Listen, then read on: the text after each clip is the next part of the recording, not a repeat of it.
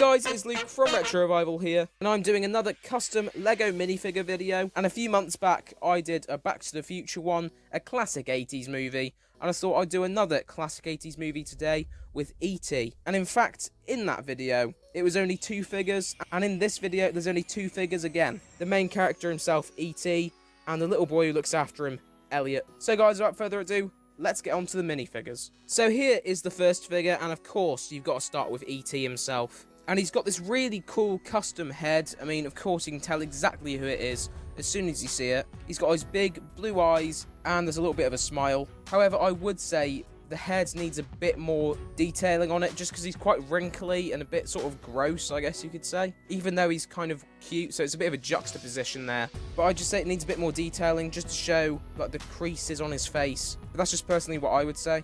Now going down to the torso, this has got a bit of detailing on it. So you can see like his belly, I guess you could say, and his chest, and there's a lot of lines and wrinkles on there. And of course the shape of a torso of a Lego figure doesn't really fit E.T., but I think this has actually been done pretty well. His actual body is like this tan colour, and the lines are a bit like of a darker brown. But this tan colour also continues onto the hands, the arms, and the legs. No printing, of course. However, he also has this in his hand. A figure who's been in the videos before who had this is Negasonic Teenage Warhead in the Deadpool video. So I don't actually know what to call this, but this is like his power. He's got like a glowing finger, and I guess this is probably the best way to show that. It's a bit over the top, but you can see what it symbolises. Now, turning to the side, there's no printing on the side at all, but you get to see that head a bit better. And on the back, there's a little bit of printing on the back of his torso, just showing the lines and the creases of his back. And of course, there on the sides, you can see like the lumps, and that sort of gives the figure a bit of a shape for his body, because of course in the movie he isn't like a block like this, he's sort of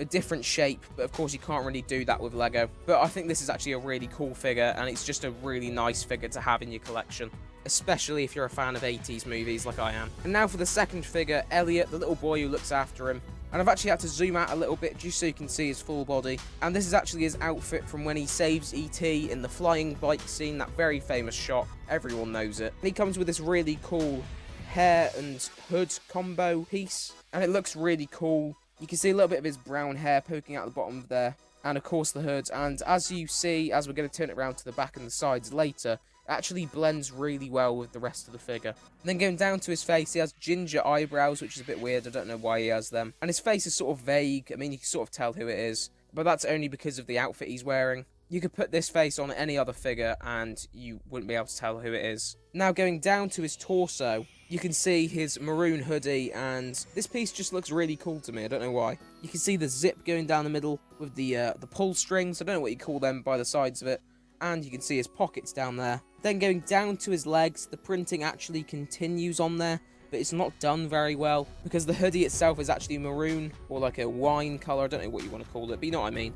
And when it goes down to the legs, it actually goes a bit brown, but the zip's there, so that's quite nice. But of course he has jeans on, so they're just navy legs, nothing really special. There's no printing on the side, he's got plain pale hands, and he's got the maroon arms. But you get to see that cool hood piece, and you can't really see it on the camera, but I'd say this blends quite nicely. Now on the back, he only has this little bit of printing, which is just this line, showing the seam of his jacket where it's been sewn, and you get to see the back of the hood. He also has this second face, where he's screaming. I guess you could say this is near the end of the movie, when E.T.'s being taken away. I don't want to spoil anything for you if you haven't seen it, although it has been out for like 30 years, so you better go and see it if you haven't seen it. Yeah, you can see he's got this shocked face, and I think I actually prefer this to the normal face, because this just gives him a bit more character, and that open mouth just looks really cool. With his tongue and his teeth, it just looks cooler than just the smirk.